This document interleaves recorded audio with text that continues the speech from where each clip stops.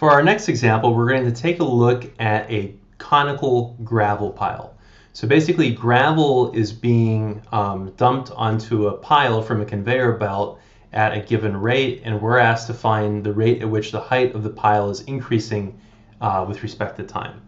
So first, let's start by taking a look at just what the setup of the problem looks like.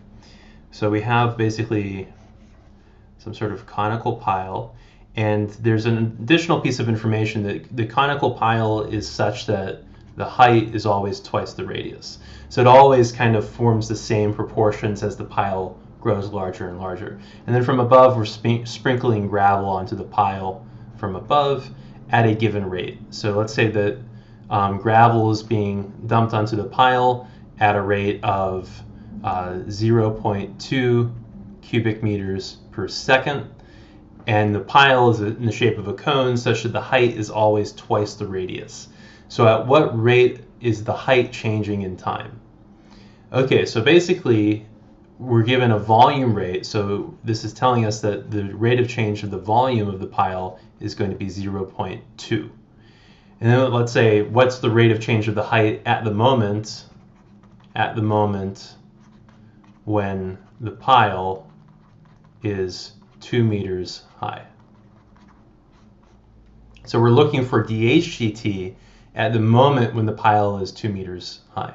So what we're going to do is we're going to use the formula for the volume of a cone. So a cone has volume 1/3 pi r squared h. So that's 1/3 times the base area times the height.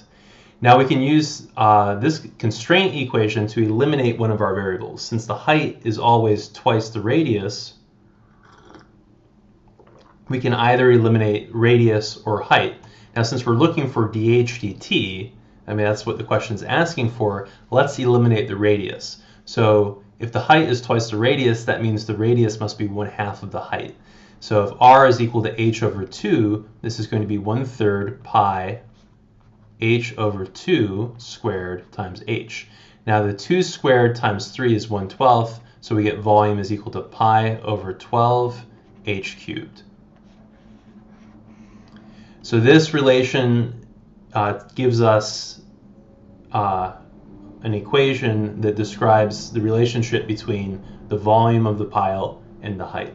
Now if we differentiate this implicitly with respect to time, we get dv dt is equal to 3 comes down, so we get pi over 4 h squared dh dt. And this would be the related rates equation for this problem. So we're given dv dt, and we're given h at this moment of time, and then we're trying to find dh dt.